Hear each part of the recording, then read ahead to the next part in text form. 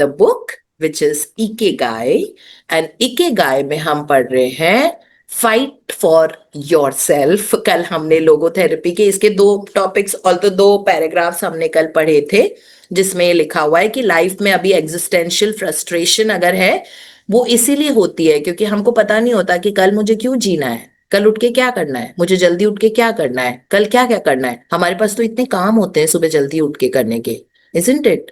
ये प्रैक्टिस भी कर लो, वो भी कर लो, लगे हाथों 5 AM सेशन भी अटेंड कर लो, इतनी एम्पावरमेंट होती है उसकी वजह से। ये भी कर लो, काम ही मतलब अब पूरे दिन भर में अपने एक्सरसाइजेस ही नहीं पूरी होती हैं हमारी, है ना। मतलब कई बार ऐसा होता है कि और टाइम मिल जाए, और टाइम मिल जाए, काश मेरे 24 आवर्स 48 के बराबर हो जाए, isn't it? But there are some people जिनकी सुबह से रात नहीं बीतती है, वो आधे आधे एक एक घंटे के बाद टाइम देखते हैं, अरे अभी 11 बज रहे हैं और सारा काम हो गया, अच्छा अभी 1 बज रहा है और मेरा सारा काम हो गया। ऐसी भी जिंदगी होती है लोगों की, है ना। तो ऐसे में फ्रस्ट्रेशन आ जाता है कि रोज क्यों उठो, कुछ जॉय नहीं है, कुछ एक्साइटमेंट ही नहीं है। तो ये उन्होंने लिखा है, it's a symptom of neurosis, right. लेकिन उसको पॉजिटिवली लेना, that yes, I am going to seek my purpose of life and why I have to live for tomorrow, that joy, that excitement, that purpose, that reason, right. तो जो भी अगर आपके life में negative issues चल रहे हैं, health के एरिया में, रिलेशनशिप के एरिया में, जो भी चल रहे हैं जो आपको बार बार डाउन करता है, आप उसको as a catalyst for change मानो। दैट इज द कोएंजाइम जिसकी वजह से ट्रांसफॉर्मेशन आएगा। दैट ये that that fire, that I will turn it around and show it that way. So अब हम आगे पढ़ेंगे, लेकिन हमको इसके थर्ड पैराग्राफ से लोगोथेरेपी एंटर्स द पिक्चर से पढ़ना है। Logotherapy enters the picture if the person needs helping doing this, if he needs guidance in discovering his life's purpose and later in overcoming conflicts so he can keep moving towards his objective. In man's search for meaning, Frankl cites one of Nietzsche's famous aphorisms: he who has a why to live for can bear with almost any how. Based on his own experience, Frankl believed that our health depends on the natural tension that comes from comparing what we have accomplished so far with what we would like to achieve in the future. What we need then is not a peaceful existence, but a challenge we strive to meet by applying all the skills at our disposal. Existential crisis, on the other hand, is a type of modern societies in which people Is do it typical of modern? is typical of modern societies in which people do what they are told to do or what others do rather than what they want to do. They often try to fill the gap between what is expected of them and what they want for themselves with economic power or physical pleasure, or by numbing their senses. It can even lead to suicide. Sunday neurosis, for example, is what happens when, without the obligations and commitments of the work week, the individual realizes how empty he is inside. He has to find a solution. Above all, he has to find his purpose, his reason for getting out of bed, his ikigai. Yeah, so in these 3 paragraphs, the author is explaining to us that life में issues आते रहेंगे, लेकिन जो आपका गोल है ना, that center, उससे अपनी आंखें मत फिराओ। यूज दैट इकिगाई जो आपका है पर्पस। सपोज आपको अपना बिजनेस 195 कंट्रीज में, नहीं तो 100 कंट्रीज में एक्सपैंड करना है, ठीक है। आपको अपने बिजनेस को नए मुकाम पे लेके जाना है। अगर आपका एक स्टोर है एक सिटी में, एक office, now you want to open your store in the other city, और that you want to buy house somewhere, और that you want to like जो भी आपका इकिगाई है, सबके अलग अलग होते हैं। आपको एक बहुत अच्छा म्यूजिशियन बनना है, आपको गिटार बजाना बहुत पसंद है, तो आपको वो गिटार क्यों सीखना है? that sense of purpose, that sense of serving is also there, that I want to bring music into the ears of people, है ना। सबको अच्छा लगता है कोई गिटार बजा के अगर गाना गाए, बहुत अच्छा लगता है, राइट।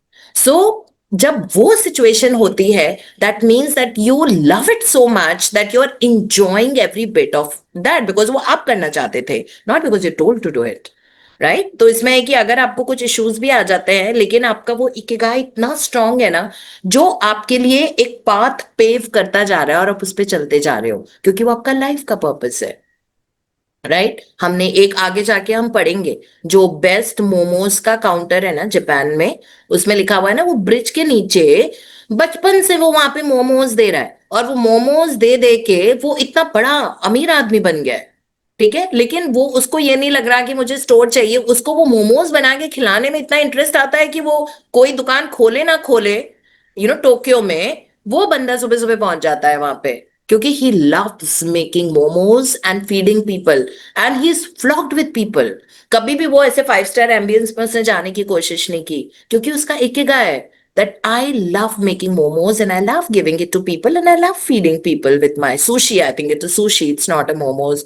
जिस कंफ्यूजिंग आएगा अभी इकिगाई बुक में उसका एग्जाम्पल, ठीक है? तो वो इतना अच्छा कर रहा है कि उसकी, मतलब he is been doing it for so long, so that is the purpose, that fire which is making him get up every day and go and make sushi या मोमोज जो भी है वो, है ना, दैट वे। तो इन आर लाइफ, फिर उसके नेक्स्ट पैराग्राफ में ये लिखा हुआ है that it is not forced on us, कि भाई आपको ये करना पड़ेगा। जैसे कई बार होता है ना, हमें अपने बच्चों के प्रति थोड़े से एक्सपेक्टेशन हो जाते हैं, किसी के भी प्रति एक्सपेक्टेशन हो जाते हैं कि ये वाला काम नहीं करके ये वाला काम करे, मेरा बेटा इंजीनियर बने। अब उसका है ही नहीं कि गाय, उसको तो गिटार बजाना पसंद है, आप उसको कहाँ पे बोरिंग से, उसके लिए बहुत बोरिंग होगा ना वो वाला काम करना है, कि इंजीनियरिंग जाके वो पढ़ रहा है पूरे टाइम ये सब, है ना? जैसे कुशल था, उसको शुरू से बहुत क्लियर था कि मुझे ना आर्किटेक्चर करना है, क्योंकि वो इतना ज्यादा क्रिएटिव है। आप उसके हाथ, वो आप अगर सामने बैठे हो ना, वो अपने लेफ्ट हैंड से आपका स्केच बना सकता है 1 सेकंड में। क्रिएटिविटी, हर चीज में क्रिएटिविटी है उसकी, वो नॉर्मल काम करता ही नहीं है, बहुत ज्यादा क्रिएटिव है टू द कोर, ठीक है? उससे मैं एक्सपेक्ट कर ही नहीं सकती थी कि वो normal graduation, post graduation, PhD करे। तो जब वो अपना हिस्ट्री, सिविक्स, ज्योग्राफी तो धक्के मार मार के उसके नंबर आते थे, 64%, 70%, 72%, और सारे माँ बाप बोलते थे मेरे बच्चे के 98 आए, 99 आए, सब सेलिब्रेट कर रहे हैं, है ना? मेरी फ्रेंड है एक, डॉक्टर प्रीति नंदा, उनके बेटे के 99.8% आए थे 12th में। तो मुझे लग रहा था, फिर उन्होंने पार्टी दी थी रिवर साइड क्लब में, okay, she is also there in a group, so party दी थी रिवर साइड क्लब में, बहुत ये, मैंने कहा अरे मैं तो पता नहीं कभी पार्टी, मेरे बेटे के तो 80% आ जाए ये भी बहुत है, क्योंकि उसको पसंद ही नहीं था history, civics, English, Hindi, geography, उसको बड़ा बोरिंग लगता था, क्योंकि लेकिन जहां पे क्रिएटिव वाला काम था उसमें उसको बड़ा मजा आता था। उसके स्कूल में अभी भी मेरे बच्चे are from Amity international school Noida, both my children, so Amity international में अभी भी उसका हाथ का बना हुआ ना डायनासोर बना हुआ है, आप देख के बता ही नहीं सकते कि ये रियल डायनासोर का बेबी है कि ये क्ले से बनाया हुआ है, उस लेवल की क्रिएटिविटी। और वो छोटा बेबी था तब से वो बनाया हुआ, और वो शो विंडो में रखा हुआ है वहां की, ठीक है? तो उस क्रिएटिव बच्चे से आप हिस्ट्री, सिविक्स, ज्योग्राफी करा रहे हो, तो मैं सोच भी नहीं सकती थी कि वो जाके अपना कोई ऐसा सब्जेक्ट ले ले, जुआलॉजी या केमिस्ट्री, और वो पढ़ाई करे। तो वो जैसे आर्किटेक्ट बना, उसके कहाँ तो वो 72%, 74 आए थे उसके 12वीं के बोर्ड्स में। मुझे लग रहा था कहाँ एडमिशन हो, बट मुझे ये बहुत अच्छे से पता था कि उसका क्रिएटिव फील्ड में ही जाना है और वहीं एक्सेल करेगा। फिर वो जब अपना आर्किटेक्चर में उसने बी आर्ट्स शुरू किया, आर्किटेक्चरल कॉलेज का एक एंट्रेंस एग्जाम होता है ना, जिसको जेईई मेन होता है एक इंजीनियरिंग के लिए, एक होता है जेईई आर्ट्स जो आर्किटेक्चर के लिए होता है। तो उसने आर्किटेक्चर वाला एग्जाम दिया, उसमें ही गॉट लाइक, मतलब इंडिया में 105 रैंक बहुत बड़ी बात होती है ना? उसका 105 रैंक आया इंडिया में, और उसको फटाफट एडमिशन हो गया, बिकॉज उसका तो इंटरेस्ट ही वही था, जेई आर्ट्स, तो उसने ऐसे क्रैक किया, कोई पढ़ाई लिखाई करके नहीं गया था। यस, 15 days और 10 days ही did go to Karol Bagh to take some coaching, to know about, क्योंकि उस एग्जाम में बहुत ऐसे क्वेश्चंस आते हैं दैट कनॉट प्लेस किसने डिजाइन किया, लुटियंस दिल्ली जो मिस्टर लुटियन थे उन्होंने की, कब, कौन से साल में की, इस तरह के। तो इसके लिए आपको थोड़ा पढ़ना पड़ता है ना? They are not creative, they are little bit theoretical. तो उसके लिए ही डिड गो देयर डेफिनेटली। तो वो किया and then he cracked it, और वो जैसे यूनिवर्सिटी में आया फर्स्ट ईयर, और वो यूनिवर्सिटी में उसका 3rd रैंक आया, बिकॉज वो अपने इंटरेस्ट का सब्जेक्ट कर रहा था। उसे टाउन प्लानिंग, बिल्डिंग का फसाड कराओ, ये कराओ वो कराओ, पूरे टाइम वो अकेले जब रहता है अपने रूम में संडेज को, वीकेंड्स पे, तो उसकी एक स्केच बुक है, वो उसमें कुछ बिल्डिंग को स्केच करेगा। कभी उसको कहीं से कुछ ऐसा नजर आएगा, बहुत डिफरेंट टाइप की मॉल है, मॉल डिजाइन करता है, हॉस्पिटल्स उसने इतने सारे डिजाइन किए हैं, है ना, बड़े आर्टिस्टिकली करता है, छोटी छोटी चीजें ऑब्जर्व करेगा कि इस हॉस्पिटल में फसाड में ये है, इसको अगर ऐसे बनाते तो बेटर होता उसका। अभी कहाँ पे हम संडे को कहीं जा रहे थे, तो यहीं पे अक्षरधाम के सामने एक फ्लाईओवर नया बना है, कहता है ये क्रिकेट बना है, इसको ये अलाइनमेंट इसकी गलती गलत कर दी है। 1 सेकंड में पता लगता है, क्योंकि वो इसका इंटरेस्ट का है। तो इसलिए मेरी ये दरख्वास्त भी है कि हम अपने बच्चों को कभी ना बोलें कि उनको किस फील्ड में जाना है। अगर उनको गाना गाना है और प्रोफेशनली सिंगर बनना है, वो बहुत जरूरी है। अगर उनको प्रोफेशनली फुटबॉलर बनना है, तो हम ये ना बोलें कि क्या करना है। जैसे प्रियंका चोपड़ा बोलती है ना अपने, आई डोंट नो वेदर आपने उनकी अनफिनिश्ड बुक पढ़ी है कि नहीं पढ़ी है, तो शी इज माई फेवरेट, तो मैंने उनका सारा वर्क देखा है और पढ़ा हुआ है ना, आर्टिस्टिकली। तो उसमें उन्होंने ये कहा है कि उनकी जो ग्रैंड मॉम थी वो उनसे यही पूछती थी कि तुम क्या करती हो प्रोफेशनली, है ना, जब भी वो इधर उधर ट्रैवल पे रहती थी अपनी शूटिंग्स के लिए, तो कहती हैं I am a movie actor.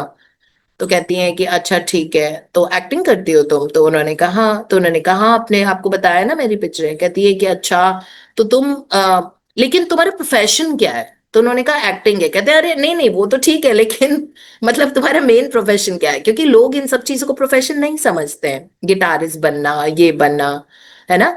तो that we need to know that anything that everyone, each of us need to know, वो हमारा इकिगाई होना चाहिए। जैसे मुझे बड़ा मजा आता है डाइट, लाइफस्टाइल, इन सब के बारे में जानना, देखना, पढ़ना।